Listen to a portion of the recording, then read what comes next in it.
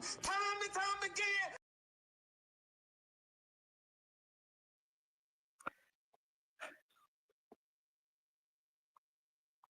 What's going on, people? Your boy, Mad Mike, and yes, this is the first of the season. We have the Atlanta Falcons preseason game coming on, and I want to get in a few points. Um, that things that I want to see. All right, things that I definitely want to see. Um, things when you look at this Atlanta Falcon team that like for me, it's all about coaching. I don't care about anything else at this point except coaching. Coaching matters. And coaching is the only thing that I'm focused on. It's the only thing I'm focused on. We can sit up here and say players, we can see quarterback, we can talk about the front office, but what's going on, John? We can talk about a lot of things, but for the most part, what matters most is coaching. That's where it starts. That's where it begins. You can see. You can talk about the owners if the owners want to pay money and all that type of stuff. You can talk about the front office, but if you don't have the right coaching in the right place, does it really matter? I say it doesn't matter. No, it does not matter. All right. So without further ado, you guys go ahead and hit that like button. Um, like I said, we will go over a few things. Not only the Atlanta Falcons, but across the world of sports, particularly the NFL. So if y'all got some questions, because I definitely got a few things that I want to talk about that is highly interesting and it's funny. Georgia, Texas boy, what's going on? How you doing? Um, Dre Murphy was good. Uh, so all right, so let me get straight into it, and then I'll go into detail. Um, you guys got questions and whatnot. I will go in detail, but these are the three things that I'm focused on with this Atlanta Falcons team going into this particular preseason game versus the Lions. I think this is interesting to say the least. Um, let's start with the first one. All right. So the first one for me personally, I have to start with this. Um, and it's two guys that I'm focused on. Um, the first one, pass rush. Excuse me. But this is the first thing that I'm looking for and I'm looking at in this game. And I'm not looking at sacks. I'm not looking at a bunch of numbers. I'm not looking at a bunch of I'm seeing a difference in attitude. This is what I want to see with this Atlanta Falcon team. And that's the first thing is the pass rush. All right. Pass rushing is where we're going to improve. And I'm talking about consistent pass rush. I'm not talking about sack numbers. The sack numbers is the easiest thing to focus on. That's the only thing to focus on when it comes down to it for certain people because they only care about the sack numbers. We want to see guys with 15, 20 sacks, and then, these guys can't stop the run. They can't get after the quarterback consistently. I'm going to look at the attitude in our defensive linemen. I know we got guys like Arnold Ebiketie, Braylon Trice. We're going to get a chance to look at James Pierce Jr., who's been making a scene in practice. And I don't think, for the most part, a lot of people work. I honestly don't think people were ready for James Pierce Jr. That's just my opinion. I don't think they was ready for it. I don't think the Atlanta Falcons uh play not so much the players, but the media surrounding this. I don't think they were um prepared for what James Pierce Jr. has brought to this Atlanta Falcons team defense. You heard guys like Jake Matthews.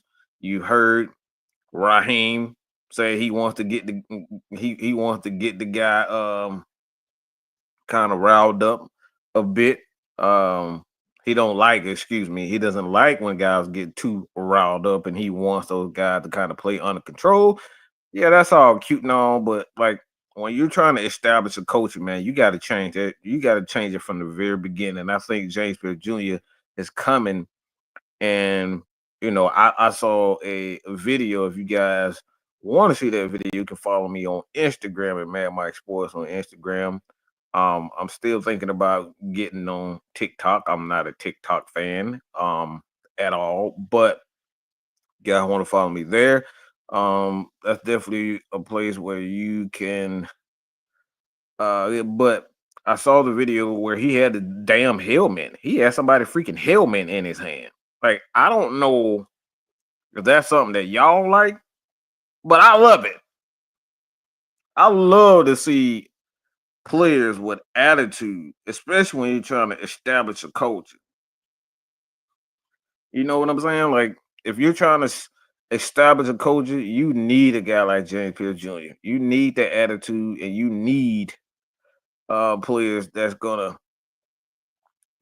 mix shit up. Like, make no mistake about it, he's gonna mix it up.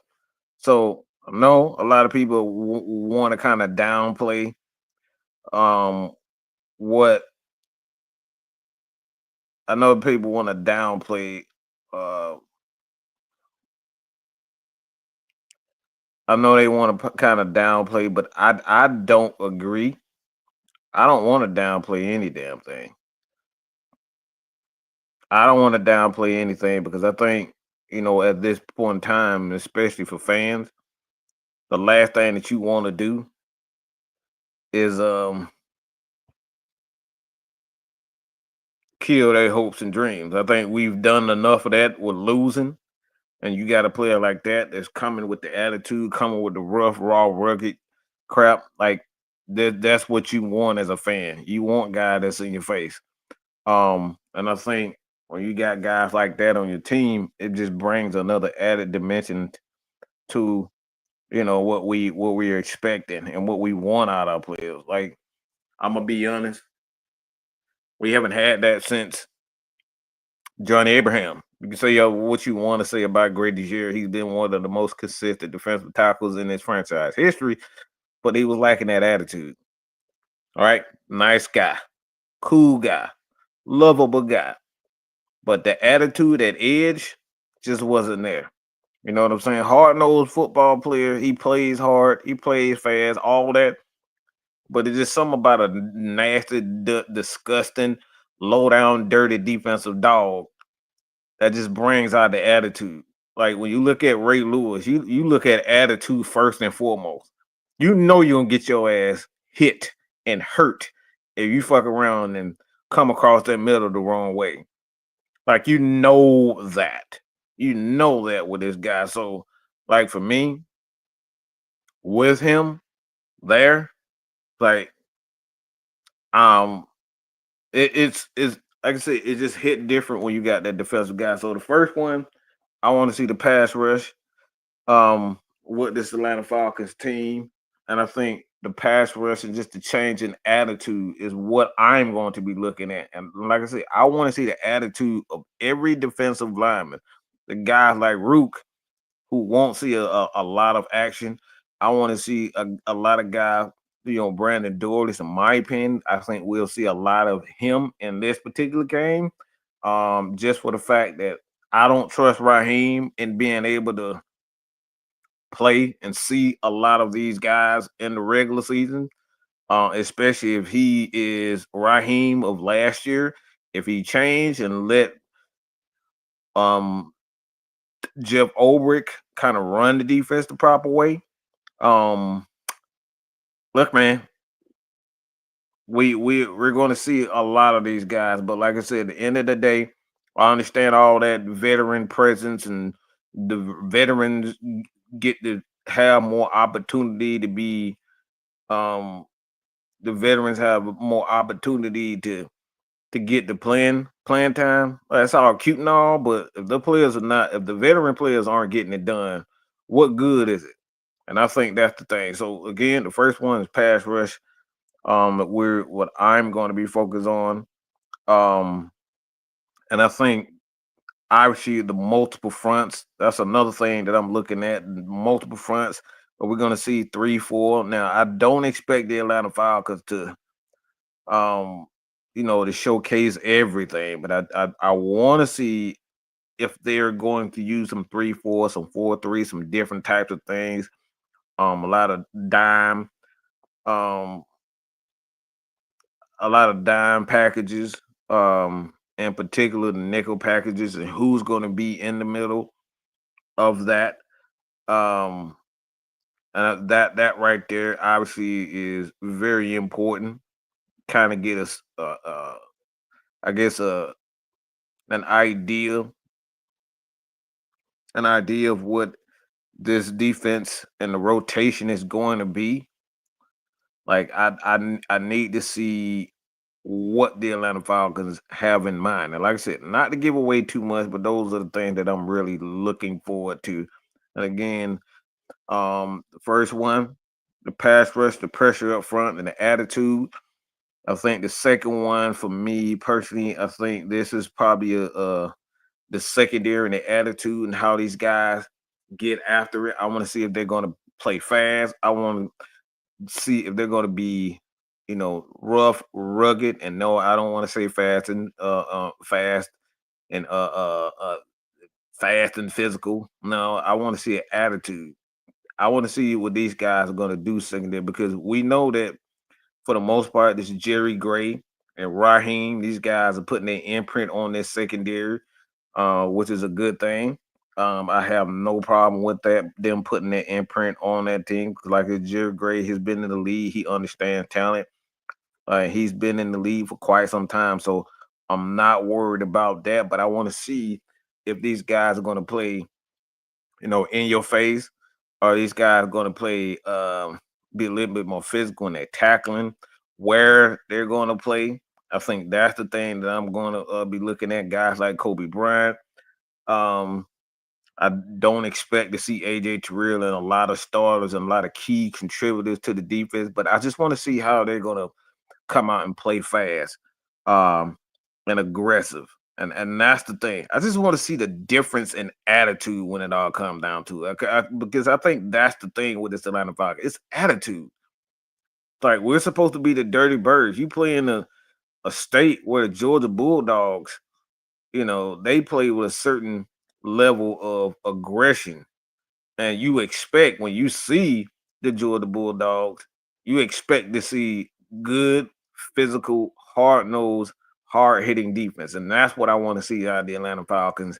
But again, the secondary playing physical. This is a league where defense um is going to get you far. It's going to get you far. Um I think when you look at this Atlanta Falcon defense, man, one of the things, for me personally, that I've become really kind of interested in, um, is the linebacking core, which leaves up Sonia. How you doing, girl? We're going to see James Pierce Jr. I reckon we'll see Jalen Walker, but I don't know. I do know he's been dealing with the hamstring issue, so I'm not sure that we'll see a lot of him if we'll see him because I know Raheem kind of want to keep him under wrap for the most part and make sure he's healthy and ready to go for the preseason. So we may not be able to see him, but the third one. Before I get into you guys' comments, the offensive line and the backup position. On the backup offensive line position, we heard that Storm Norton is moving to the left side. He played right and left tackle, so he's going to be moving around, especially when you got a quarterback like Michael Penix who's left-handed. He's going to be the front side, not the blind side block, and I think that's a good thing for him. Obviously, we got Caleb McGarry, who got the The what, y'all? What did Caleb McGarry get? Because I don't hear people talking too much about that. Caleb McGarry did something. Something happened with Caleb McGarry. Anybody know what happened to Caleb McGarry? What happened with Caleb McGarry? The one that everybody said was a bust? Yeah, something happened. Something happened real good with that boy. That boy got that boy got an extension, right? He got that bag. That boy got that bag. So you got Caleb McGarry, you got Matthews, you got Storm Norton that's going to be moving to the left side and being the front side. And like I said, those are the things that I'm going to be. But for me personally, I'm looking at this center position for this Atlanta Falcons. I think Bergeron, I think he is poised to be a terrific guard, very aggressive attitude. And I think you look at Chris Lindstrom, Caleb McGarry, Bergeron, Matthews, all these guys play with a physical presence in the trenches. And I think that's the thing when you look at this Atlanta Falcons team. But again, before I get into that, we got the first one again. We talk about this Atlanta Falcons first preseason game against the Detroit Lions. The first thing that I'm going to be paying close attention to, and again, we talk about this all the time, the pass rush. Pass rush has to be a major part. The pass rush has to be, and I'm talking about that attitude. We got Nate Ollie as that guy. He's the defensive line. We got a guy, Jeff Ulbrich, who's known obviously as a linebacker himself, playing linebacker for the Atlanta Falcons, playing the inside linebacker. He's going to have Leonard Floyd at his disposal. He's going to have Braylon Trice, Arnold Ebiketie, Jalen Walker, James Pierce Jr. So this guy has a lot of guys at his disposal. What we're going to get. So that's the first one, the pressure up front and the multiple fronts and just the change in attitude with this Atlanta Falcon team. And then you look at the secondary. I want to see the secondary a little bit more aggressive, going after it, playing with attitude, clapping, cheering, moving, very active. I want to see decisive.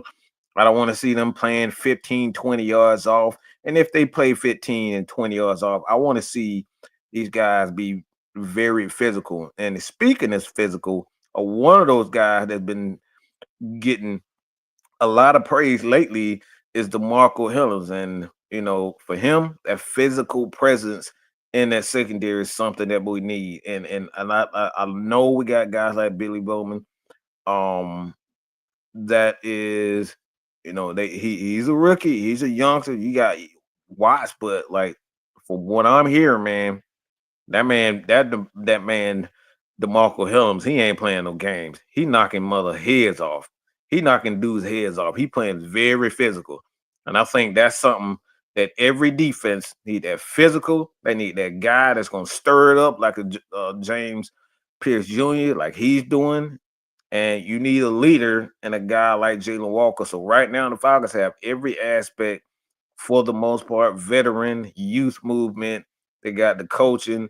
And I like what I'm seeing from Jeff Ulbrich. I like the fact that Raheem Morris is just allowing these guys to coach. I like that. But again, all is relative. And the third one, the offensive line, the backup, primarily the center position. With Ryan Nelson. There's a new sheriff in town. His name is Ryan Nelson, but he's on one of those deals where he's going to have to prove it. Now, for what I've been hearing, this guy's one of the he's very physical. He's not easily pushed back. And I know a lot of people remember with Drew Dahlman, had a lot of issues with his snaps. He did get that corrected for the most part, but he was able to be pushed around. He was on the smaller side of things, but from what I'm hearing, man, this man, Ryan Nelson, is a load. All right, they pretty much call him a stomp. Like it's hard to move him and push him out of the way.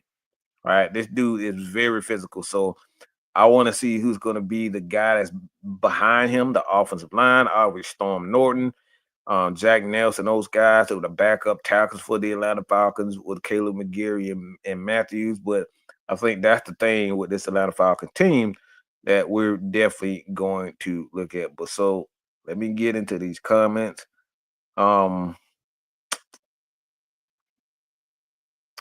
Says I heard Bertrand got a little injury. He's dealing with. I mean, this is the thing with this Atlanta Falcons offensive line, but the defensive linebackers. Like we got guys like not only Bertrand who's had issues with his concussions and whatnot, but we got Troy Anderson. You know, it's like these guys are gonna have to look, they're gonna have to pull it together. They gotta pull it together. Because the way that these Falcons, a guy like Jeff Ulbrich, I don't think he's gonna be too patient with these guys. That's just my personal opinion. You already got Troy Anderson, got the size, got the athleticism. And I think JD Bertrand, very physical guy, and there's someone that they drafted. Look, don't be surprised if JD Bertrand is released. It's just my personal opinion because of the injury issues. Already got Troy Anderson. He's a higher draft pick, but do not be surprised if Bertrand be one of those guys that gets released, surprise release. I don't think the Atlanta Falcons are going to be, just my opinion, I don't think they're going to be too patient with our linebackers. Just my opinion, especially when you got a guy like Jalen Walker who can play every position, every linebacker position on that line. I don't think they'll be patient. You have the talking about the sunshine and the moonlight and the moonlight, talking about the boogie. Just said we need guys who will impact the line of scrimmage. Pierce seems to be doing that. And the thing is, for me, why I like it so much is because this is just attitude, man. Like when you see certain teams, the Nick Saban era, at Alabama, at LSU, when you dealing with Auburn, you dealing with Georgia, like when you play them guys, you playing them Michigan, these guys gonna have good defensive players, and you're gonna be in for it when you play. That's what I want for this Atlanta Falcons. All right, it's just the impact and making it known that we're gonna talk plenty of crap and we're gonna get after it. And I think that's the thing I'm loving with Pierce is that he just seems to be getting under people's skin, bro. Like this dude literally is a rookie and he got somebody helmet in his hand, and the coach is all in his face talking crap. He's talking crap, they talking crap. Like, bro, the energy is just different.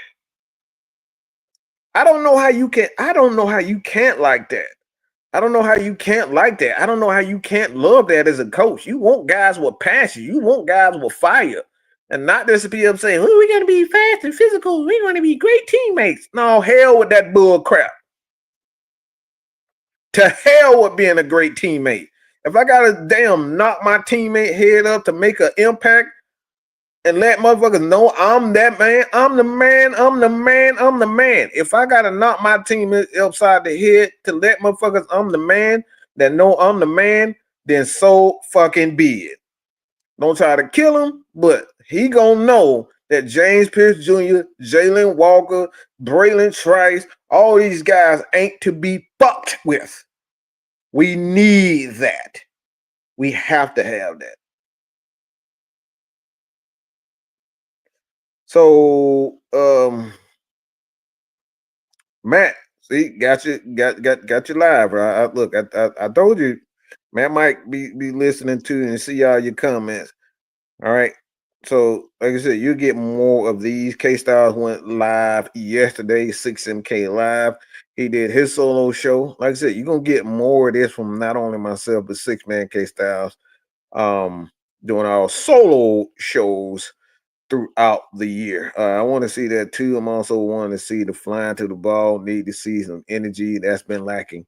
And I think that's the thing for me, the attitude and the aggression in which they come at um and they rally around the ball. I think that was the thing when you look at great defenses, the secondary, the linebacker, the front four, all those guys playing in they have a cohesive unit. They play together and they rally to the football. That's what you want out of a great defense. You can't have a great defense if everybody not playing on the same energy level and a high intensity level. Like you have to have that.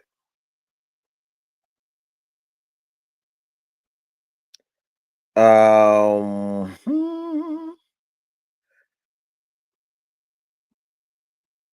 Ooh, ooh, ooh. Fast and physical. Y'all look, I know y'all look, if y'all like me, I hate that damn fast and physical bull crap. I can't stand hearing that nonsense. It just make my skin crawl because all I think about is Dan Quinn and that damn cover three. Every time I hear fast and physical, it make my skin freaking crawl. Um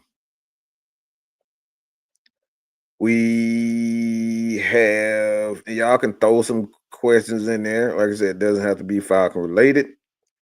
Um, I'm all ears. Oh, whew, what's your prediction for the Falcons? Will we make the playoffs? Well, I don't do predictions. What I do, I give kind of a ballpark where I think the Atlanta Falcons are going to play. I do not do predictions. I refuse to look like a fucking moron. Like most of these guys out here, they just throw shit out there and look like a fucking idiot when things blow up, and then they say, "Nope, I'm not gonna do that." So what I do, um, if these things happen for the Atlanta Falcons, all right. So everything, in my opinion, is these two guys. These two guys on the screen right here is the key to this Atlanta Falcons team. Okay. These two guys, Bijan Robinson, Michael Penix, is the key to this team. And I truly believe that the Atlanta Falcons can make a deep playoff run if these guys do their part. Now, I'm going to start with Bijan Robinson.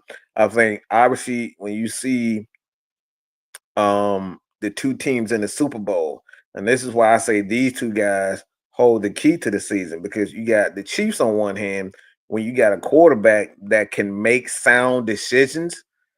He can make the right decisions. He doesn't make a ton of turnovers.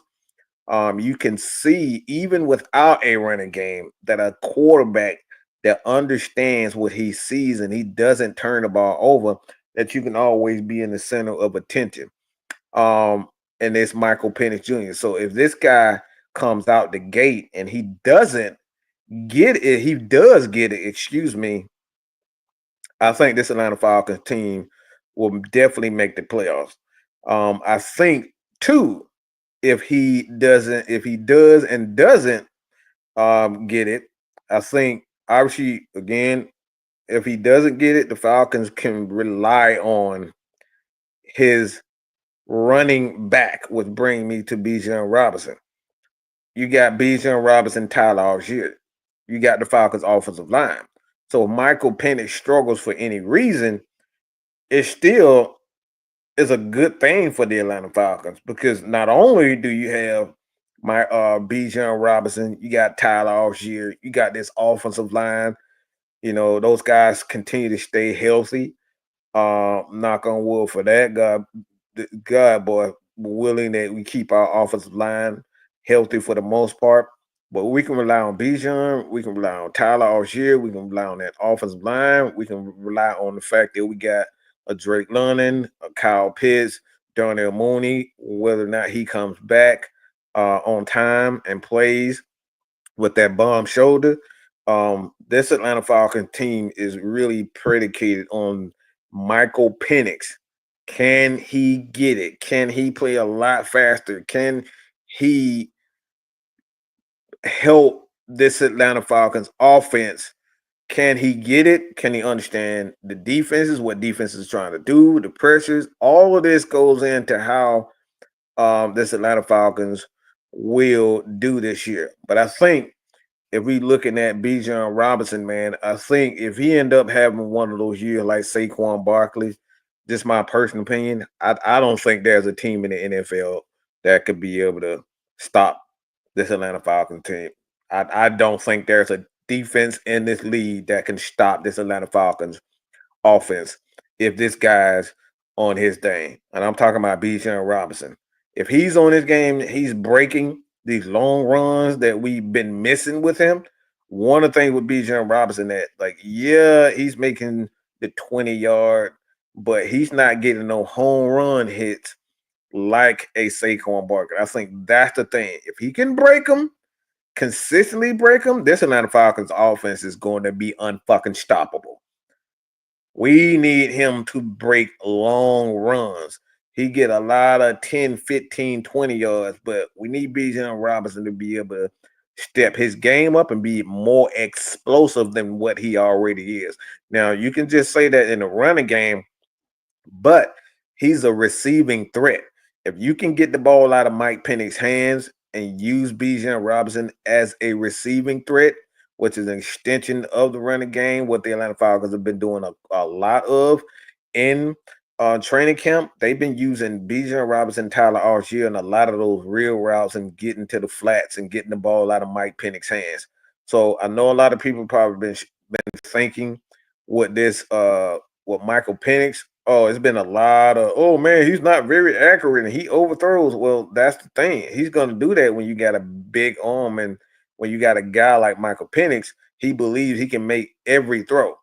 So you're going to sacrifice the accuracy aspect and you can kind of substitute that too and checking the ball down. Now, there's a lot of quarterbacks in the league that check the ball down. Tom Brady made a living off of checking the ball down and throwing slants. And then you look at his completion percentage and it's 65, 68% because he's not taking these, these incredible deep throws, these aggressive throws downfield. Now, Michael Penix has been connecting with most of his receivers, Ray McLeod. You've seen a lot of Drake London. So I think that will be a part of, but I think Bijan Robinson, as a receiving threat out of the backfield, he's going to make a lot of big plays. And it's not just the running game with Bijan Robinson that makes him that much. So I know it's a long explanation, but this is the reason why I think the key to this Atlanta Falcons season is predicated on these two guys. I know we're probably saying, hey, what about defense? I think our defense will be good enough there to get us to the playoffs. Last year, we wasn't deep. We didn't get a lot of sacks.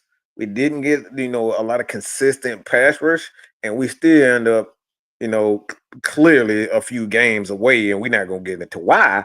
But I think being that we didn't have a great roster defensively last year, and now we have those players, I think Bijan Robinson, Michael Penix, those guys being consistent, and his defense obviously getting better. Guys like Leonard Floyd, everywhere he's been, he's had 7 to 8 sacks everywhere he's been. A consistent pass rusher. Fox, we got Fox, the guy that he played for the Chargers. He's the one, Morgan Fox.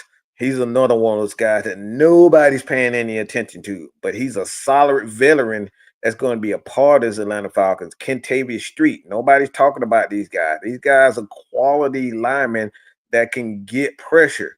So again, I don't think this Atlanta Falcons defense will struggle all that much this year. I really believe they've turned the corner with their talent, but I think this season could be special with these two guys right here on the screen, and that is Bijan Robinson and Michael Penix.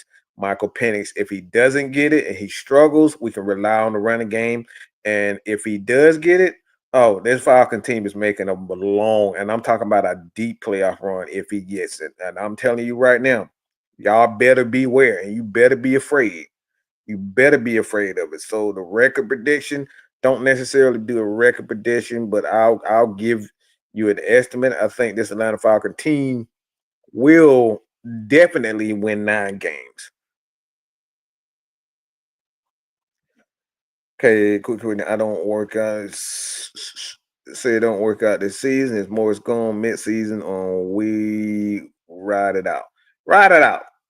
Ride it out. Ride it out. You don't want to get in the habit of firing guys every time something doesn't go as planned. This is one of the things that kills franchise because everybody's so impatient. If it doesn't work out in 1 year, 2 year, 3 years, everybody want to fire guys. Well, sometimes you need to, you got to look at the front office and say, all right, if it's not working out, what are we doing as a front office? What are we doing as the scouts? What are we doing? Are we bringing in the right players? Are we bringing in the right coaches? Because not only is the players the spending the money to bring in the talent, but the most underrated aspect of football is the coaching aspect. If you're not bringing in the right coaching and you bring in a bunch of ass kissers, okay, that's what a lot of coaches go wrong. They bring in a lot of people that's gonna kiss their ass and they're not going to get into them. Like, look, I need guys that's gonna question what I'm doing and why my philosophy is so. And I think that's the thing with Raheem. We got to give him, at least in my opinion, and I know this probably goes completely against what you heard me say in regards to Raheem, because I don't believe in Raheem until it actually happens. Okay. I don't believe a damn thing he's saying. Do I think he's a good coach? Absolutely. But I don't believe that he has the answers in regards to what to do because the actions aren't stating that. He's not showing that he's a good secondary coach guy. He's not showing that he's a good linebackers guy. He's not showing that he's a good defensive line guy. He's not showing anything defensively. Okay? When a coach comes out and say, I'm not a defensive minded coach, then that's a huge problem for me. So I don't believe in anything that Raheem Morris is doing. But if he's going to be the head coach that brings in the players that likes him, that he can connect to, we got to bring in the offensive coordinators. You got to bring in the defensive coordinators. You got to bring in the Mike good God, what's the Mike, not Mike McCarthy, Mike McDaniel. You got to bring in the Mike McDaniel. You got to bring in the Green Bay head coaches and whatnot. Like, you got to bring in all these guys that's going to be able to give the beat. You got to bring in guys that are educated. You got to bring in guys that's smart, that knowledgeable. They know their position, and they showing results. And I think that's the thing with the Atlanta Falcons, the coaching aspect of things. So I don't think Raheem Morris is going to be fired if he doesn't make this year. Now, this is just my opinion. Arthur Blank could be saying something completely different. He probably impatient. Like, guy, you get 80 years old, like, there's no guarantee. So there's no guarantee when you got an 80-year-old owner like that who is indeed bringing his son more in the mix. He could be calling it quits and say, look, I need to win right now. I ain't got time to wait on Raheem. So it could very well be the case. But for me, I don't think if it doesn't pan out, Raheem is gone. I would much rather have him stay here, let him figure it out. Let him figure it out. But if it doesn't work, you got to bring in the right coaches. You got to bring in the right quarterback, wide receivers, running backs, offensive line, defensive line coaches. Like, that's just as important as the head coaching position, in my opinion. A lot of people, a lot of head coaches like to bring in a lot of ass kissers, and that's what they are. A lot of these coaches under these the head coaches, they are ass kissers. There's only there to get fired and tell him yes, sir. Most of them are like that.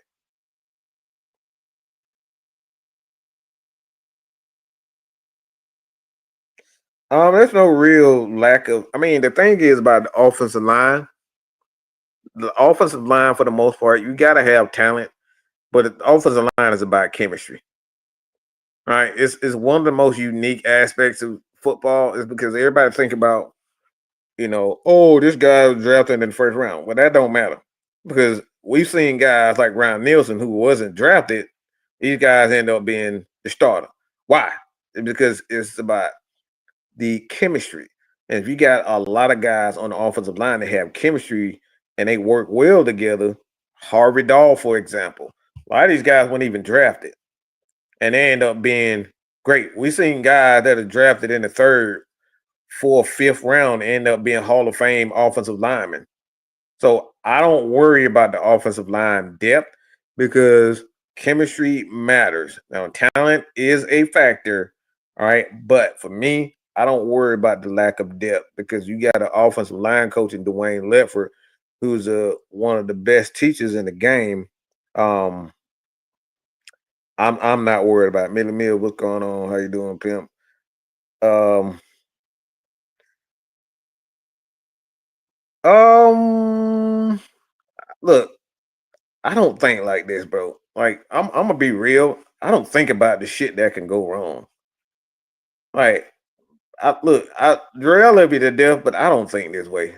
I think as a fan, this is what plays the Atlanta Falcons fan base and why I stay off Twitter. It's a cesspool of bullshit. We always thinking about what the shit can go wrong. Well, motherfucker, what if it goes right? You know what I'm saying? Like, and I'm not saying that's what you say, but when I look at the Atlanta Falcons, I'm looking for these guys to kick ass. If they don't play well, then we respond. And I'm not saying that's what you said in this comment, but like I don't care about talking about the negative shit when it come down to a team. I don't think like that. We see a lot of fans, and like I said, not saying this you saying this, but we see a lot of people always focus on all of the oh man, what if it don't work out? What the fuck if what happens if it does work out? You see what I'm saying? Like what the fuck what if it does work out? Why do we got every time motherfucker be on Twitter, Instagram, and shit, man, the same old Falcon, man, they just gonna let us down. Well, what the fuck if they don't? What if they don't let us down and they play well? Are you gonna come to the games? Are you gonna cheer? Are you gonna say, man, we did all this just so they can, let us down in the end? Look, what if they don't? Okay. 24/7 football. Which jersey should I buy? Want a defensive player, but damn pennies it would be nice. Well, I'm gonna tell you right now, it's two of them that you need to be getting right now. Jalen Walker and James Pierce Jr. Because if those guys end up being some stars, look, that shit is gonna be everywhere, and it's gonna be hard to buy a Jalen Walker jersey. So I would say Jalen Walker, just my opinion. Obviously because I'm getting one, but James Pierce Jr. and Walker, I gotta say that. No, I don't think Troy's gonna get cut, but I'm saying it's not as easy. It's not as easy this year that it's been for the most part. Washington, Khalid Kareem, he played the outside edge, but like I said, Falcons got too many people on that edge for him to make the team. I don't think if he does make it, it's going to be on the practice squad, but he's not going to be safe. So I wouldn't get too happy and caught up in Khalid Kareem. Falcons got way too many edges on this team. We got guys like D'Angelo Malone, who are special teams gurus that could quite possibly take those spots away. Yeah, he may play well, and yeah, he might be a bright spot. But when you got these guys like D'Angelo Malone and special teams is a huge part of football, those guys could be gone. And like I said, Dre, I'm not saying that, Dre. I didn't say that was you said. By the way, like I said, it just a talking point that I want to get out.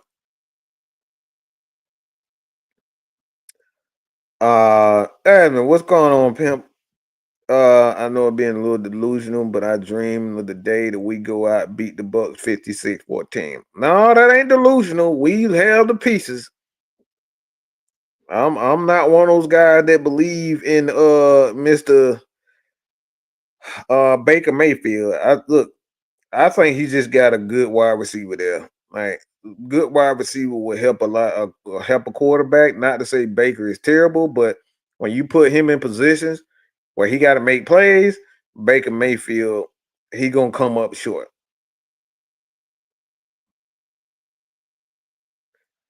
They need to play first game, but like, yeah, come out, just come out. Like I said, my thing just come out with an attitude, and I think that's what the fans, including myself, are just hoping for. We just want to see the change in attitude.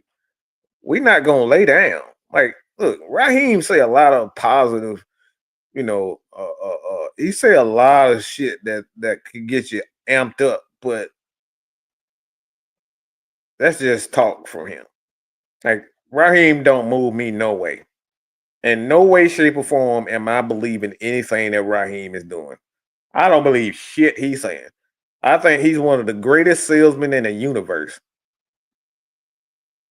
He'll sell us this. Look, that motherfucker will sell us a flat screen TV mounted to the goddamn wall for $550 million. He got that amount of talent. Okay? That dude can talk his ass off. He can sell his ass off. He can hype his ass off. But when it comes down to results, I don't believe a damn thing. I don't believe in shit Raheem. Now, does he know his football? Absolutely. Smart guy, intelligent guy. But that shit don't correlate. It doesn't translate. Right? It doesn't translate. I need to see it. I'm tired of looking at these coaches with all these fucking slogans and all this bullshit and it not translating. Now, what I will say about Dan Quinn, yeah, he got a lot of fucking slogans. And the only thing good about Dan Quinn is he's going to get a little bit of pressure up front, but like the defense and secondary, they're going to be ass. The linebackers are going to be ass. That's why he needed Wagner to come back. Like he's not very good at developing linebackers.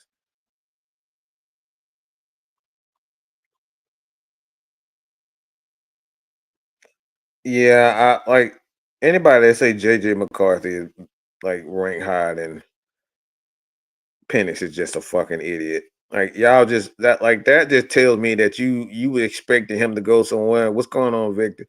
You just expected to see him. You expect him to go somewhere else, and the Atlanta Falcons beat it to him. Like nobody in their fucking right mind will say JJ McCarthy is better than Michael Penix in any way, shape, or form.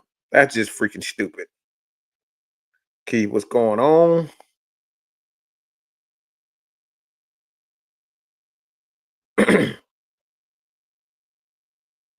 But yeah, that the accuracy, like I said, with Michael Penix, you can't compare his accuracy to other quarterbacks for the most part, because he takes chances. He has that arm like a Patrick Mahomes, where those guys can fit that thing in anywhere. So he's gonna take more chances than the typical quarterback.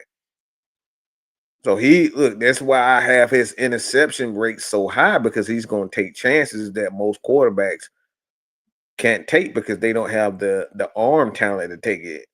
This is I compare that to a Brett Favre. I compare that to a Patrick Mahomes. These guys gonna have those games where they have 3-4 interceptions, but they're gonna have 250, 280 to 300 yards in a game and three because they're gonna take chances. So these are the things when you talk about Penix. I don't pay too much attention to his interception rate.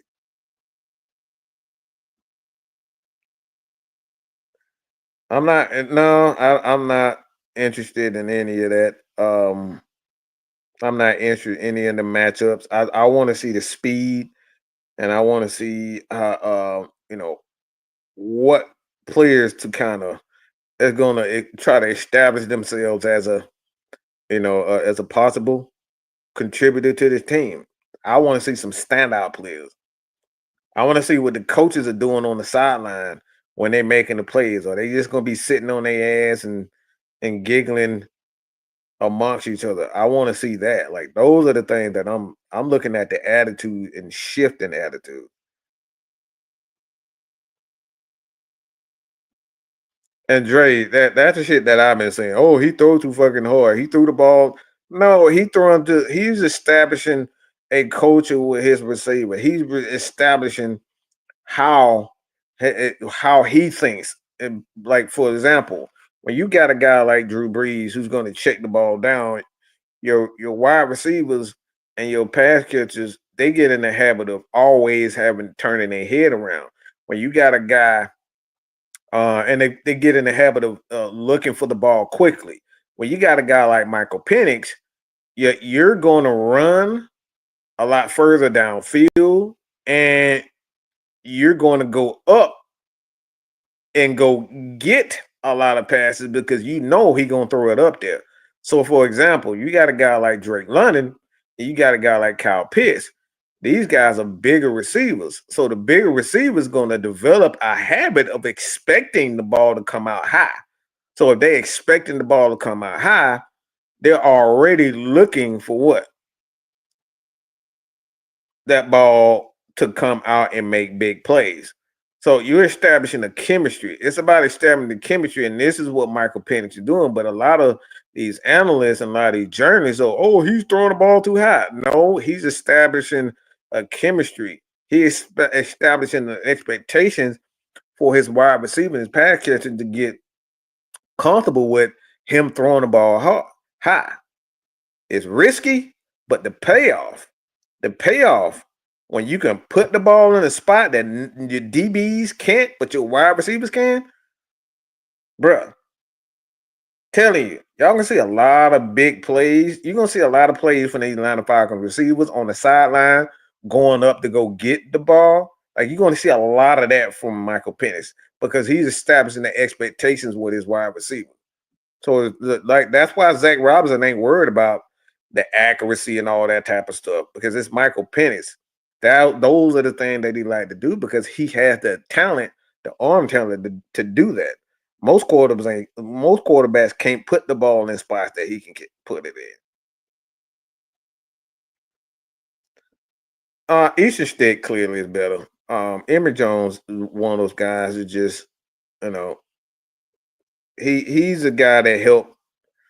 Um, he's just a runner. You know what I'm saying? In the NFL with the RPO and things like that, there is a room for a guy like Emory Jones, and that's why he's with the Atlanta Falcons to help the defense, help the offense run certain things so they can get prepared for it during the season. So Emory Jones is definitely on this guy that has some value for the team, but Easton Stick obviously is the better quarterback. And like I said, for me, Kirk Cousins just seemed old. I'm just gonna be honest with you. He just looked real old. Um, and I think in the next couple of years, he's gonna be looking not only if he doesn't, if he is healthy, like I'm wrong, but what I saw in Kurt, he just looked old to me. He just looked old. Do you think Obert would show any creative? Well, there's no need to be creative. Like I don't think there's a such thing as a creative defensive uh guy. I think what you don't when you talk about creativity, the creativity comes in your habits. For example, if a defense know you're going to send those corner blitzes, and this is what a guy like Spagnola does. Well, everybody know that those corner blitzes is going to come, but the thing is how you switch things up. So there's no such thing as true creativity. It's about the habits with the plays that you call. So, for example, again, everybody know that Kansas City gonna send their corners, right? So if you got in the first quarter, you seeing in the same corner blitz from the slot, and you everything on the right side slot, all right, the front side, the right side of the offensive line. If you consistently throwing that sending that corner from that right side, and then you fake it, and then you'll drop a guy in the coverage, whether it's a defensive lineman on the backside or a front side, or a defensive tackle, linebacker, blitz that A and B gap, and you flip it.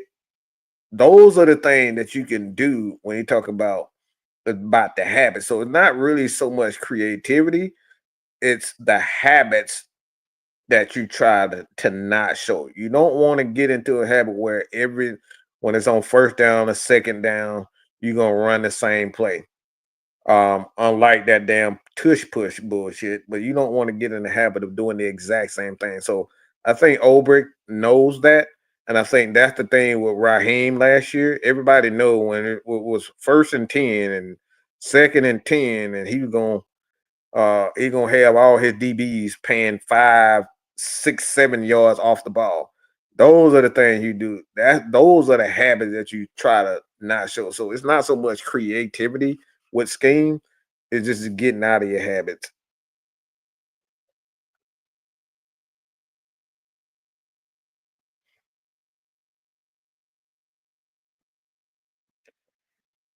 It's hard to predict the Falcons roster, but I think Skills and Washington make the team. I guess Agnew has to make it because he's a returner. Yeah, like I said, I think the Falcons, what they receivers, man, with a quarterback like Michael Penix, he's going to get the ball in their radius. He's going to get the ball in their radius. And I think the thing is with that, when you have a quarterback that can get the ball there, like you don't need your wide receiver to be, super athletic because he can make those throws. He can make wide receivers look so much better than what they are. Penix has that ability. All right, he has that ability. We seen guys at Washington that shall not go, shall remain unnamed, but he has that ability as a quarterback and a thrower to make wide receivers look better. So I don't think the Falcons, this will be all about chemistry, which leaves me, Seals and Washington and Skinner, those guys there, but you got, a guy with Chris Blair that has a lot of chemistry with him starting last year. So we could see guys like that end up making it.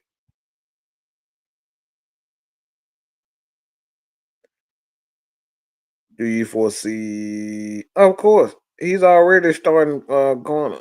He's already starting slot corner. Now, I'm gonna defend Raheem with this. I think the thing is with D Alfred, because we got Billy Bowman, Watts, and we have Demarcco Hellams. Like everybody just want to throw D Alfred in the trash. But to be honest, he's been a solid slot corner for us. He's been a solid slot corner. When you ask him to go play safety and play deep and all that, do things outside of what his strengths are, that's when you get in trouble. And that's what you saw last year with D. Alford. He got in trouble because they was asking to do things because Justin Simmons wasn't very good at what he was asked to do. So you ask guys like D. Alford to do what Justin Simmons do in hopes that it would click, but it didn't. So we put D. Alford in position where he was not doing what he was great at. And I think those are the things you got to look at for the Atlanta Falcons, being that you got Hillams, who's back from a ankle injury that kept him out most of last year for the most part. And you got Watts, you got Bowman, like all these guys, they're going to get their opportunity, but you got to give these guys an opportunity to showcase what they do because there's no guarantee that Bowman is going to get it.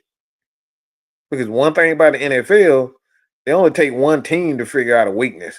And once they figure out what their weakness, all right, how are you going to adjust as a player? It's about the adjustment. So you want to slowly integrate Watts. You want to slowly integrate Bowman. And I think he's doing the right thing when it comes down to D. Alford.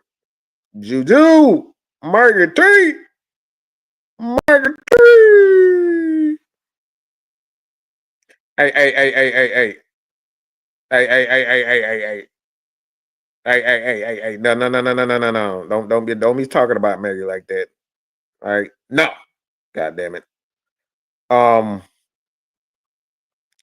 In the red zone, the ball has to be high for Drake and Pitts.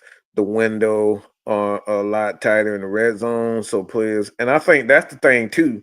When you got an arm like that with Michael Penix, he's able to put the ball high. Like you've already seen, and I don't know if you guys saw the clip with AJ Terrell and Drake catching the ball up high. Michael Penix put the ball in a spot where only Drake could go get it.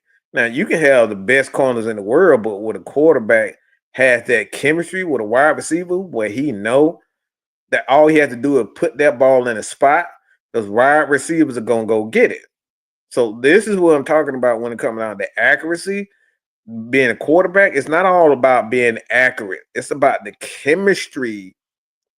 It's about the chemistry and you and your wide receiver being on the same page. Because it could be a poorly thrown pass, but it end up being completed. Why? Because the wide receiver knows where he's going to put that ball. It's the unspoken language in sports, baseball, basketball, football, that is king. Not so much, oh, he's the most accurate guy. Because a lot of times, Tom Brady wasn't super great when it come down to throwing the ball deep, but he had such a great chemistry and a trust with his receivers. They knew he could just throw a 5 yard outs, ins and outs all damn game because they knew where he was gonna put it. They know when he was gonna get rid of all that. It's the chemistry. And having a big arm, having a big arm in the red zone, whew,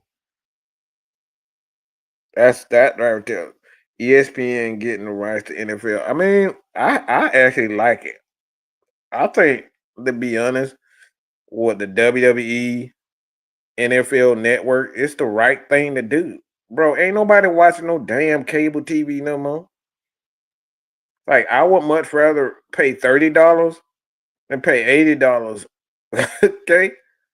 People I don't know why people complaining about, oh, ESPN, they're going up. Everything going up. Food, shoes, clothes, everything going up. Like, why y'all look? This is the way of the world. It's just the way it is. So I actually like it, Sonya. $30. Not only you get the NFL Network and watching the game, but you get the WWE. Look, bro, I'm in heaven. I'm in heaven. I like it.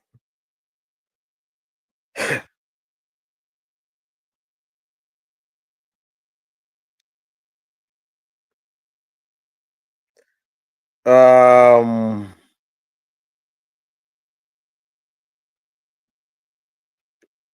Uh.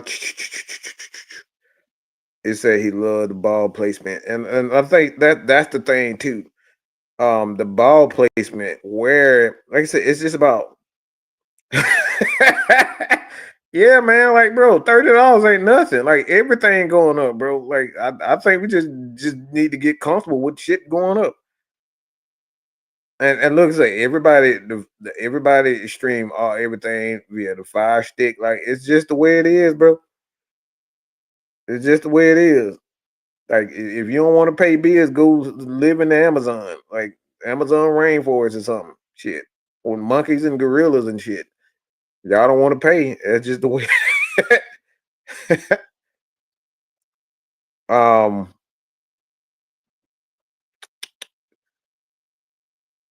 oh, but like I said, man, we're gonna have the show tonight with 6MK.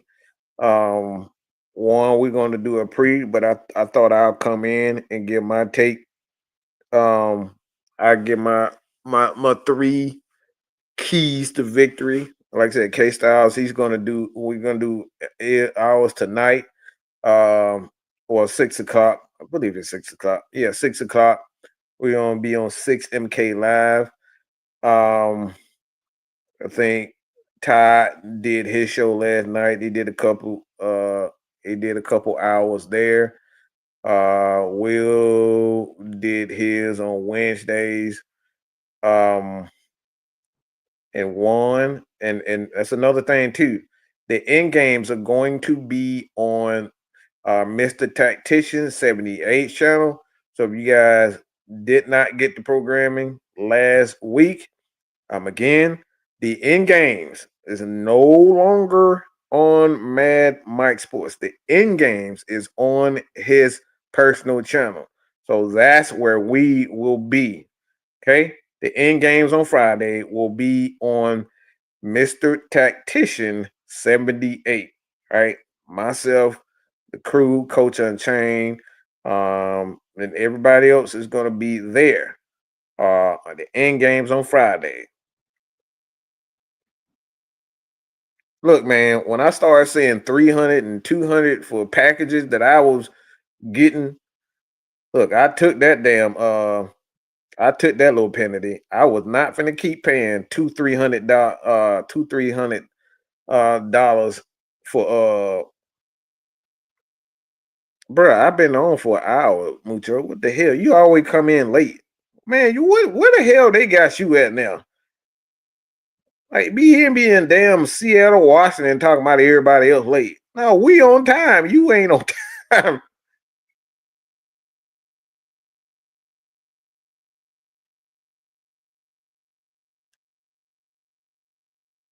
Look, look, I think everybody runs a is either run a VPN or you got no, I'm actually looking to find the right VPN for myself. I don't run one right now.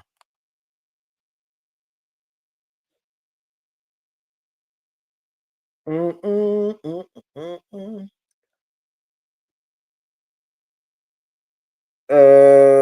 Y'all can throw some more comments on there. If y'all don't have any comments, I'll end it. But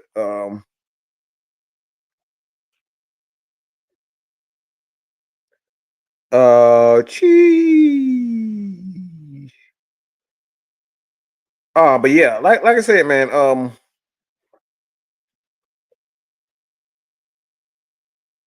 I like where this Atlanta Falcons team is right now. It seems like everybody's on the right page, but like I said, that's all good and that's all that's all good and whatnot. But I don't think I don't think I don't think that's a bad thing. I like what the Falcons are doing actually.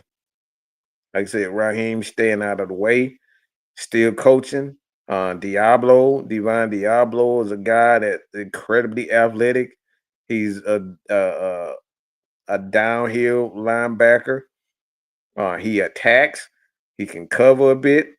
Obviously, obviously he's not the best linebacker, but from what we had last year with Nate Landman, not being super athletic, and then you got Troy with a lot of injuries and JD Bertrand. Like we got two linebackers that had a lot of injury issues last year. So I think Divine Diablo definitely going to be looking for him to step up. Like we need for him to step up because JD Bertrand and Troy Anderson, they can't stay healthy to save their own lives.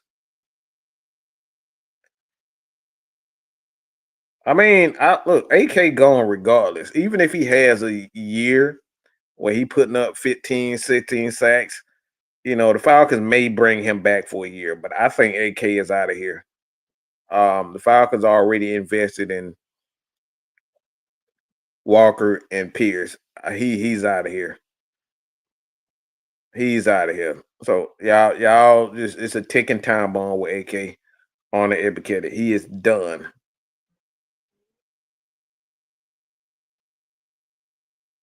Yeah, I look like I said, man. It's easy to get behind Jalen Walker and Pierce right now because Walker obviously being a Georgia boy and a terrific player in his own right. A lot of Georgia players, a lot of college football fans understand what he is and what he's been in college. Like he's a terrific talent in itself. He gets a sack and then if he plays, because I know he's dealing with he was dealing with a hamstring, but James Pierce Jr. he's going to be playing. But it's definitely gonna get. But Diablo, like if we can get him to play like a true leader at that middle linebacker, oh, it's gonna open up for Caden.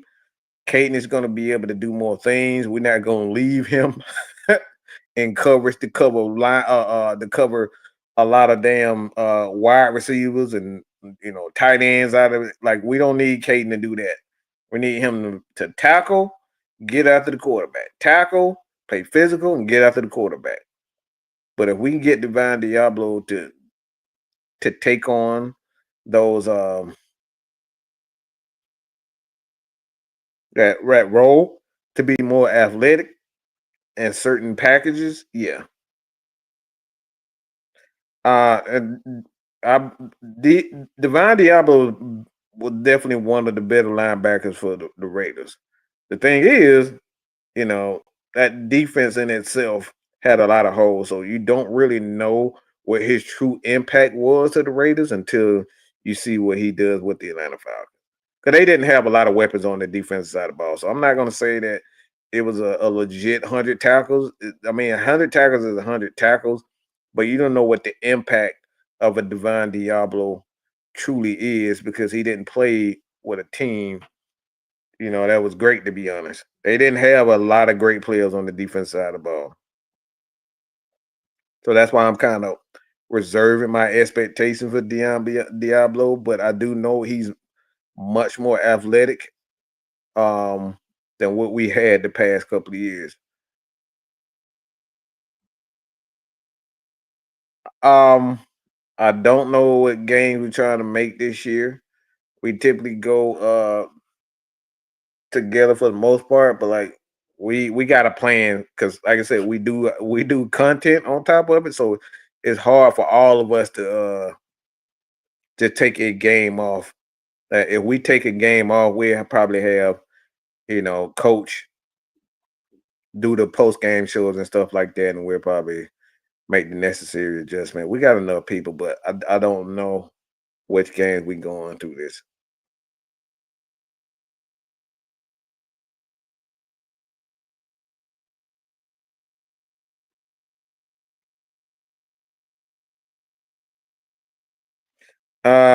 Look, man, I know everybody like Pierce, but man, I'm telling y'all, Jalen Walker is that dude can play anywhere and everywhere, and I don't think people understand how good of a player this dude is.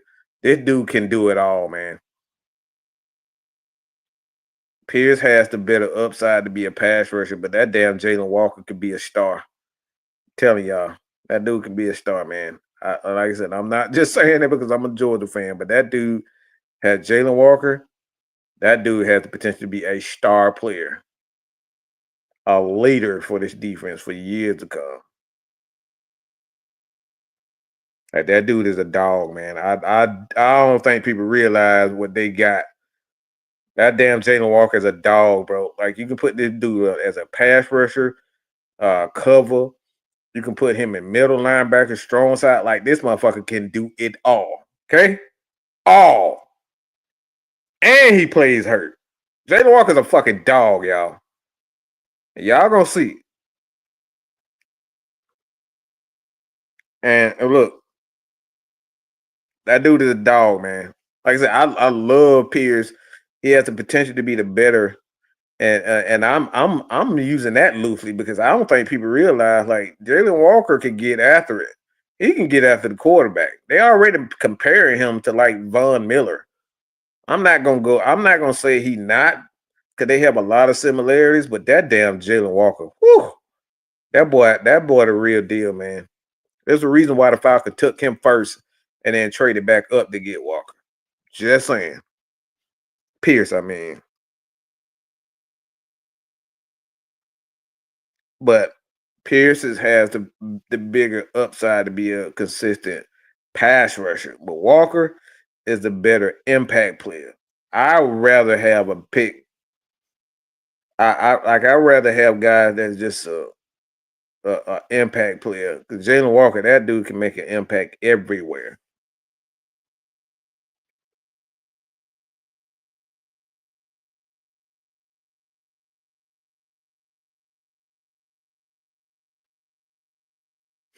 Look, bruh, I don't get, I don't get, I don't get.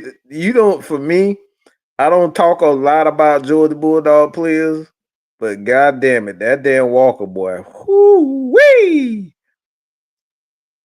Like, look, he was one. He was the guy that I knew the Atlanta Falcons that fit Raheem scheme. I knew that he would be able to fit because what Raheem like to do uses his linebackers and coverage, get after it. Like Raheem like to do different things with his linebackers. So he fit perfectly with what Raheem like to do. So I already knew that Walker was going to be the Falcons guy.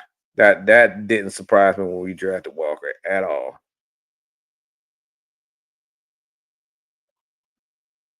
But yeah, like I said, Walker, man, look, mm, mm, mm, mm. How what they say on It Is What It Is podcast? Pause, pause. Yeah, that motherfucker is scrumptious on the field. Jalen Walker is delicious. Delicious.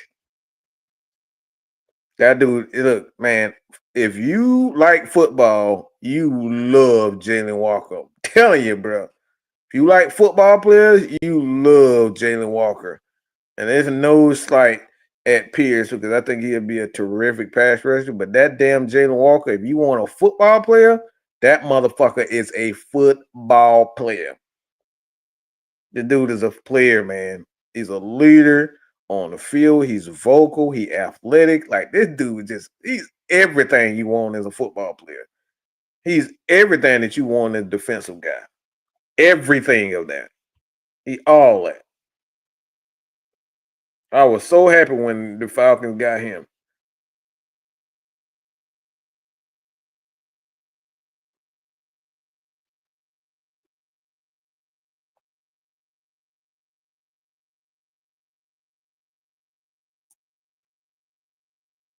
But I look, man, I'm just happy to see football. Like I'm gonna be watching is that game tonight? Hold on, let me see if that game tonight. Um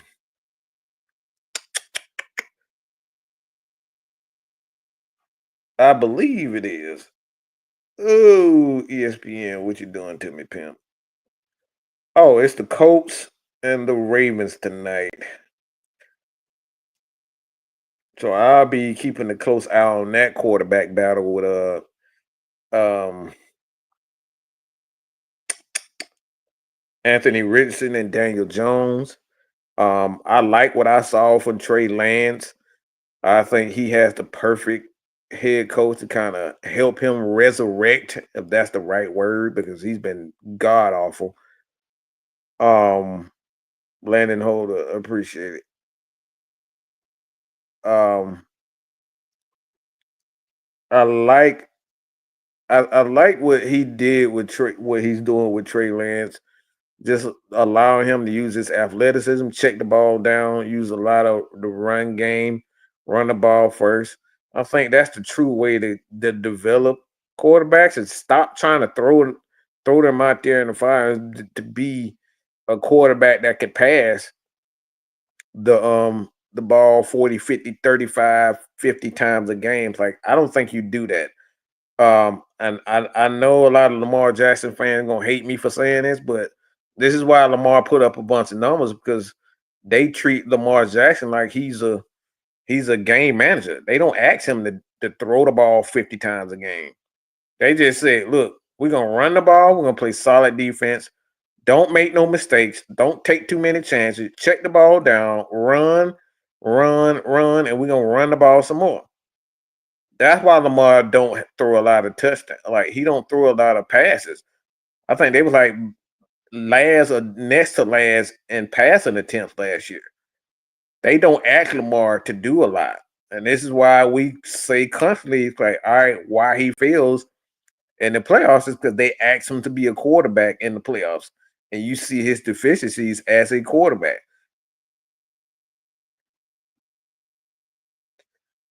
Here we go. It's Ain't. I don't even know it. Beeb. Whatever the hell your name is. Fuck you and them Saints. Um, I'll get the pussycat Landon Holder. I'll give him some love, but fuck them Saints. They can kiss my ass. Fans and all of them can kiss my ass. Can't stand them some of them bitches. Fuck them motherfuckers. But I do like what the Panthers are doing with the quarterback. Short stuff. I think he kind of showed what he can do last year. You move him around, give him a running game, and that's what they did with Carolina. They gave him a running game. They relied on the running game, um, and kind of dumbed down the offense for him. I know that sounds bad, but they dumbed down the offense and gave him a set of plays that he needs to focus on and rely on. And you saw last year with um you saw last year what he could do. I mean, obviously the game against us.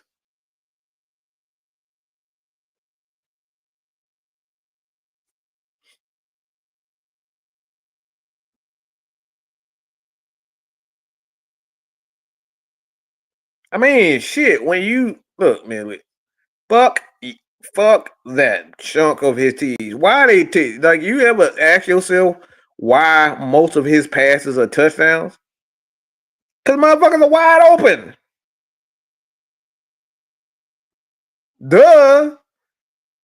He ain't throwing touchdown passes to motherfuckers that's like I said, a lot of his touchdown passes are damn near wide open.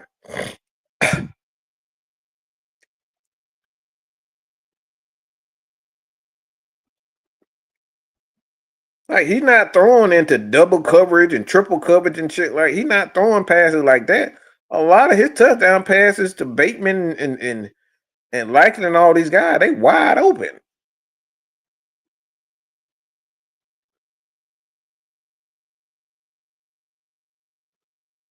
Like I said, he doing his job. They win games, they put up numbers, but like, look, Lamar just got to do it consistently for me. Like, I'm gonna always be critical of quarterbacks that don't do it consistently. You can't throw for 4,000 one time and say you an elite quarterback. You can kiss my ass. Okay, that's for any quarterback. This ain't this Lamar. You had 1 year where you threw for 4,000 yards, and I'm supposed to say you elite. Man, fuck out of here. All right, we'll run a goddamn handoff, motherfucker. Fuck you. Y'all gonna make me lose my mind up in here, up in here. Motherfucker throw for 4,000 yards one time, and I'm supposed to think he's an elite quarterback. Man, get the fuck out of here.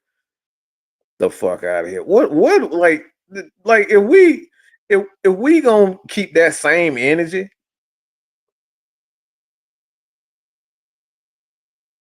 we gonna keep that same energy for everybody. This is where that Matt Ryan standard come in. Matt Ryan ain't a Hall of Famer. He's not a great quarterback, being that it's only three quarterbacks in the history of the game that have thrown the ball for 6+ years or 4,000 yards. That's Tom Brady,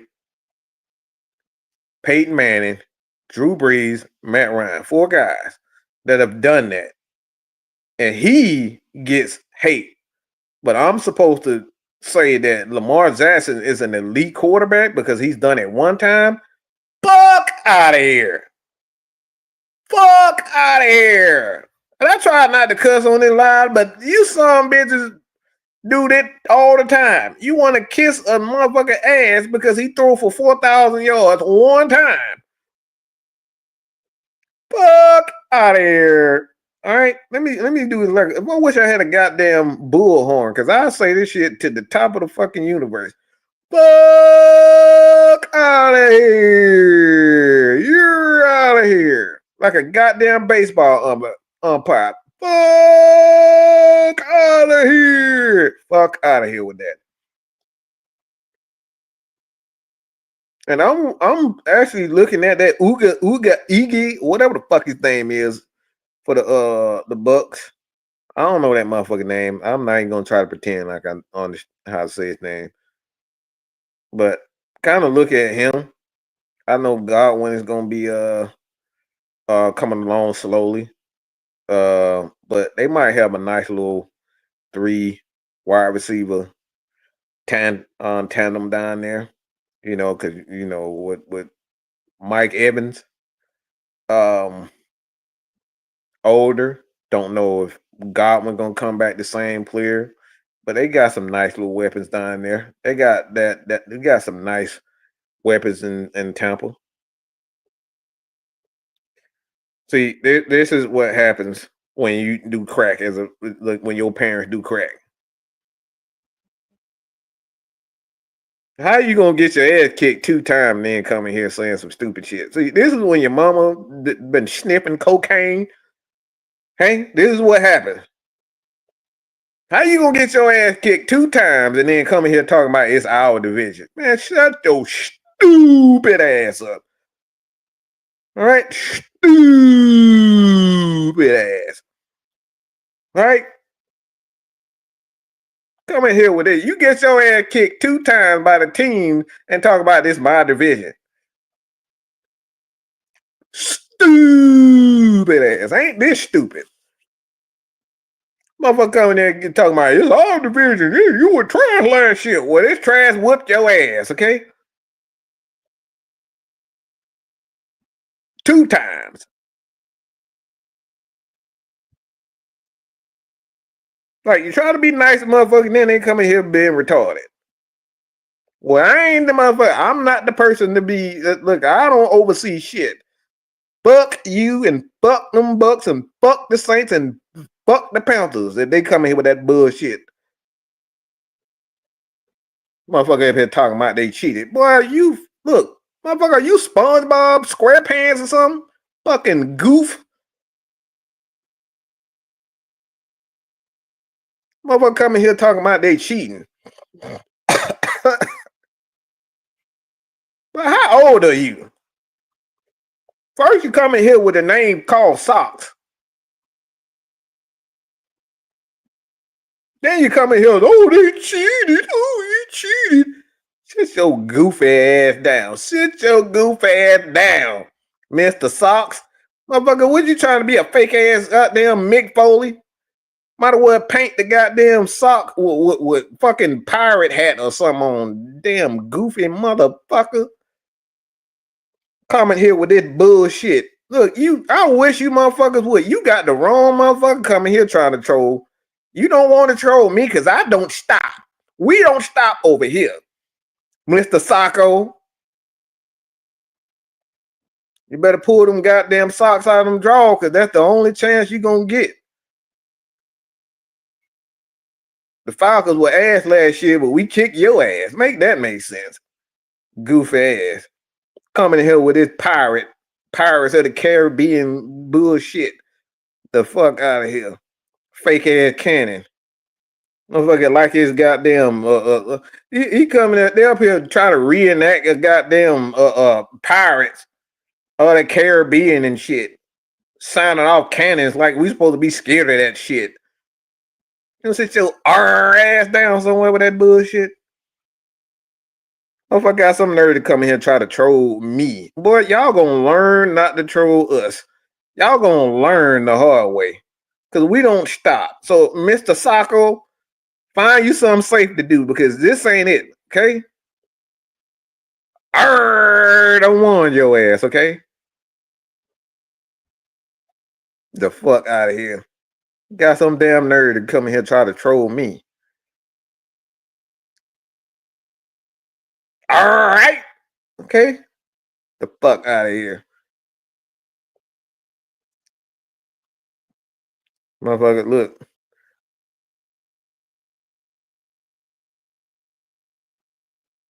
Got some damn nerd coming here try to troll the Falcons after you done got your ass kicked.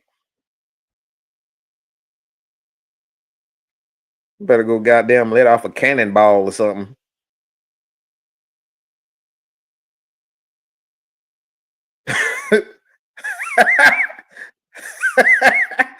How you gonna get your ass? How you gonna get your ass kicked? Come here talking about y'all cheated, y'all cheated, y'all cheated, y'all cheated. Yeah, if it wasn't for that broke leg quarterback ass, y'all wouldn't even have a fucking chance. Y'all only won because our fucking quarterback couldn't goddamn stand up straight. The hell you talking about? Like I said, you in the wrong channel. You on the wrong channel. You're in the wrong group of people coming here, Mr. Sacco. All right, you might as well find you somewhere else to troll because this ain't it.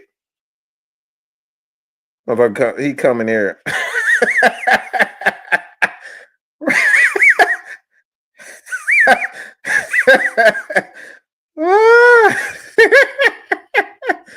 And Mr. Sacco coming here with this bullshit, talking about they cheated. How you gonna cheat getting that? Like, look, how you win the division? All right, you win the division, getting your ass kicked. Like, let's be honest. How did you win the division? It wasn't kicking our ass. Y'all kicked a bunch of infants' ass. That's what y'all did.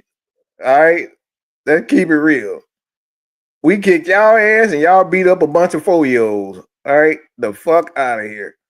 Got some damn nerd to come in here talking about some. We were on the South. We were on the man. We kicked y'all ass. All right. Now, all right. Up here with a fake ass pirate ship on that damn top of their stadium, coming here telling some damn nerd. The only thing y'all missing is goddamn what his name is the fake ass Johnny Depp. That's all y'all need. That's all y'all need to do right now. Is hire Johnny Depp to come in and say our division. The fuck out of here. All right, I'm about to call it. It's about 2:00 and I got money. I do got some nice stuff to say about the Cowboys offense.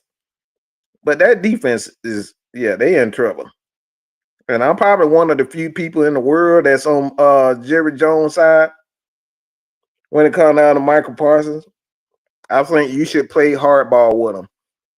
Because oftentimes when you pay these defensive guys, they get their money. They ain't got nothing else to play for. I don't know if Michael Parsons actually wants to be great.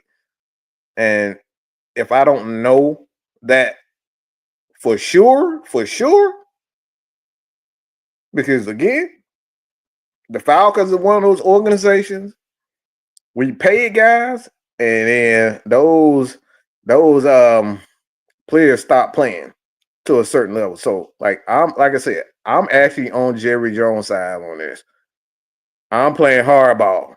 Now I think Parsons will get his money, but if I'm Jerry, I'm playing hardball. We have got screwed by Julio Jones and this organization. We gave him $60 million, and that motherfucker said, bye-bye. Pew! He got the hell on. That motherfucker Julio got the hell on like the road run off a motherfucking cliff. Pew! Got the hell on.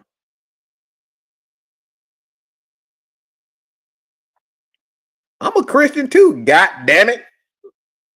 The hell? Let me say, gosh darn it. How that better, Molly? I'm sorry. I apologize. Gosh darn it.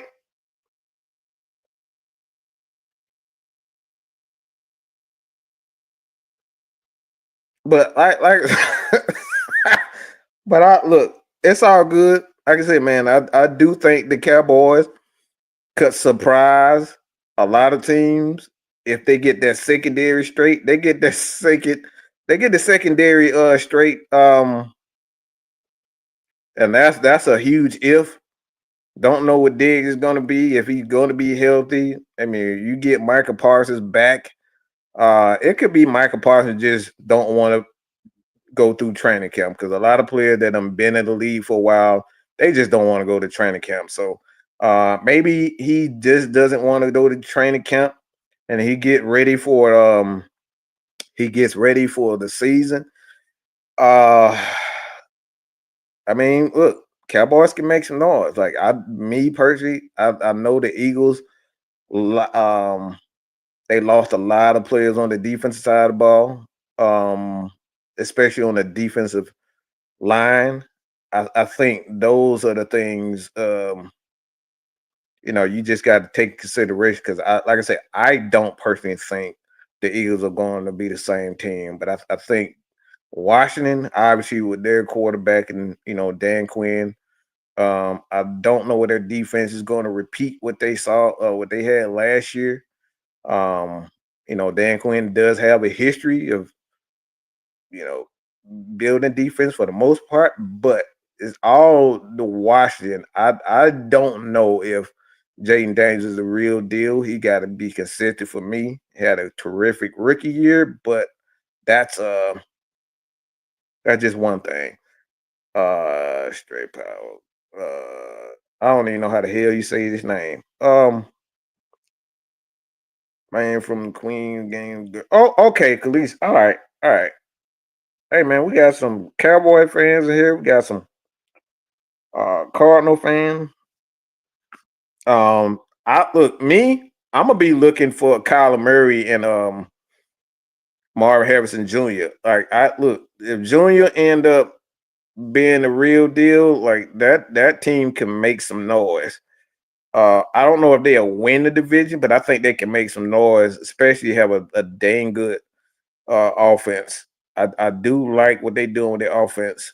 Like I said, if Marvin Harrison steps up, Murray continues to improve or stay consistent with his play at quarterback, I think the Cardinals can make some noise. Because with the Rams, as I reported in my short, um, like Matthew Stafford has a issue with his that dude got like has to have a epidural, so he has some injuries concerns. So the Rams could be one of those teams too. The Rams could be one of them teams that falls off the cliff because of the quarterback play. But that's the quarterback position in itself. The Eagles are going to use Dean at safety and not cornerback. I think that's I don't know. I'm just not a fan. I think I don't know, man. Look, a good front seven and a good pass rush can really cover up a lot of things. So that's why I don't personally think the Eagles are going to have the same type of team. I just don't. Cooper DeJean. Yeah, I know him, man. But I don't think I think Cooper DeJean definitely um he has some talent, but I think the thing is with that, man, like when you lose a lot of guys up front, a lot of pass rushers, yeah, man. I like I said, I don't know. I think you gotta really. A lot of people not paying attention to Dak.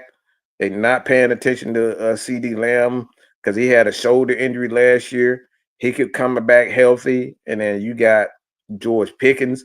If George Pickens is motivated and he trying to get that bag himself, like that team could be very dangerous offensively. If they just get any help, um, defensively, like they could be a team to beat. Coco, Houston, Texas. Oh man, I don't know about the Texans. Like I said, I like CJ. Um, obviously I like their wide receiver core. They got a strong offensive line for the most part. Good running back. the defense in itself. So like Washington could be Washington, but Texans could be one of the team too that could surprise a few people coming out of the AFC. I mean, everybody's so focused on Baltimore and Kansas City, but like I think if Houston Texans, if they play solid defense and CJ Stroud continue to grow as a quarterback, like they could be a team to be reckoned with, to be honest. You got Pittsburgh too, Aaron Rodgers. He got DK Metcalf there with him. Like that could be something if Aaron Rodgers, play a lot better. I don't even think that. I think he just stay healthy. I think you can get something out of that Pittsburgh Steelers team with DK Metcalf. Like I said, I like the Steelers and what they've done. Despite what a lot of people think. Like I said, if I think Aaron Rodgers, even at this point in time, he's a better quarterback than Russell Wilson.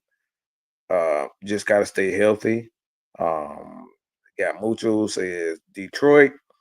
I think Detroit lost a lot. I don't know about Detroit. I want to hold that. Thank God we're kind of looking at those, but Aiden Hutchinson, at some point in time,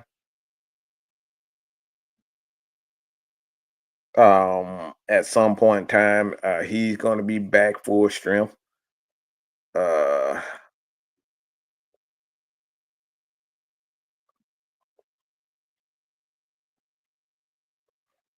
Drew gone. Lord have mercy.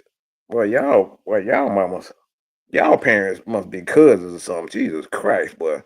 Y'all come in here like y'all gonna troll, do better than this.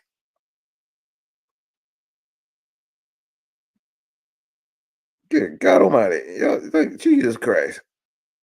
Like y'all need trollings. Y'all need trolling lessons because if that was a troll job, I don't. Well, that's a horrible job of it.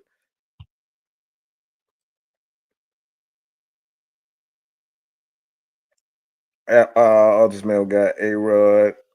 Yeah, can't wait to see that. But look, Aaron Rodgers is cuckoo for cuckoo.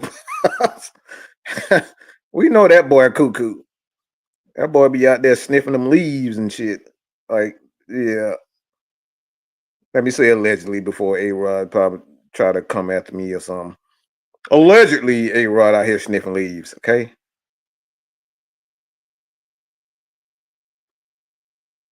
Look, I don't know what the hell you. I drug you up, boy. Look, look, I don't look.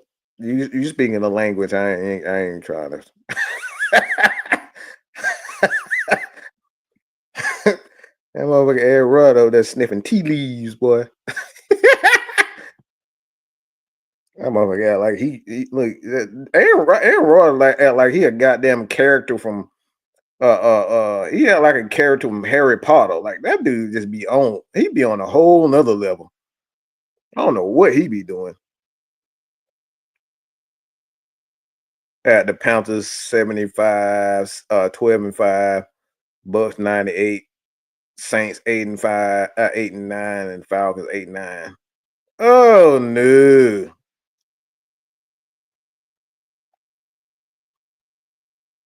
I got you, pimp. I got you. Appreciate you. That's exactly what he is. That's exactly what he is, John. He's a hippie. You think the Titans have their faith in the Titans? No, nope, no, no, hell no. Like I don't know how you could believe in him anyway. I mean, you got Calvin Ridley there, but I don't see Titans don't know what they doing over there. That's a mess of a franchise, which is sad, but yeah, that's a mess of a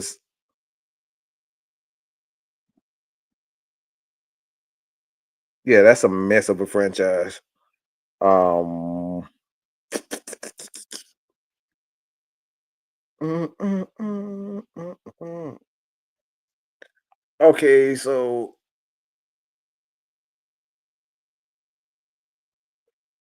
like I said, with this Falcon team, everything go as stated or as expected.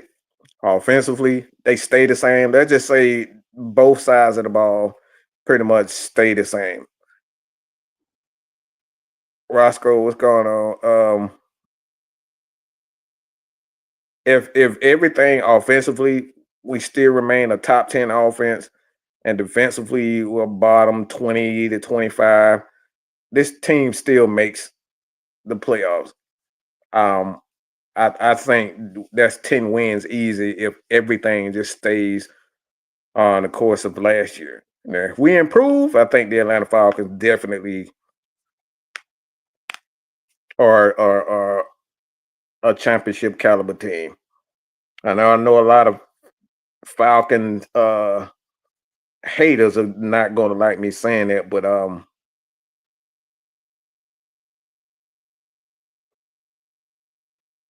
boy, yeah, y'all tripping here. Y'all really trying to troll. I got a blinky in my drawers. I'm a thug. I'm from the hood. What in the hell is going on in here?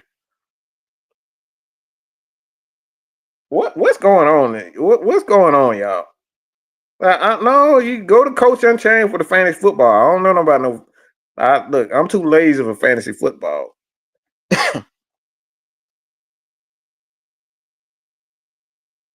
Yeah, I look,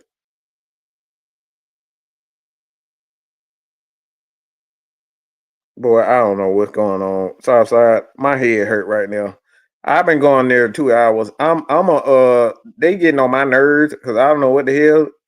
Everybody talking. I'm a drug on boy.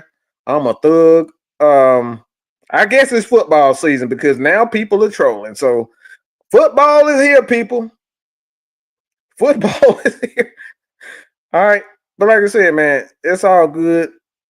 What stays on this channel stays on the channel. Don't take it personal. You know, this is all about the spirit of debate. And if you can't deal with that, this is the wrong channel for you. Like I said, man, it's all in the spirit of debate. So don't take it personal. But you know, we gonna always have somebody. We're gonna always get on the wrong side of somebody. That's just what we do. And that right there, my friends, the bottom line. Noah got some other stuff going on. He kind of busy, but yeah, he'll be back at some point. But it is football season. It is football season, and that, my friends, is the bottom line. Because Mad Mike said so. I'm out of here. I'm hungry. I haven't had nothing to eat right now, and it's been 2 hours. I appreciate it. Continue to support your boy here at Mad Mike Sports. NFL content, wrestling content, Falcons content, all across the board. And I'm out of here, man. Peace.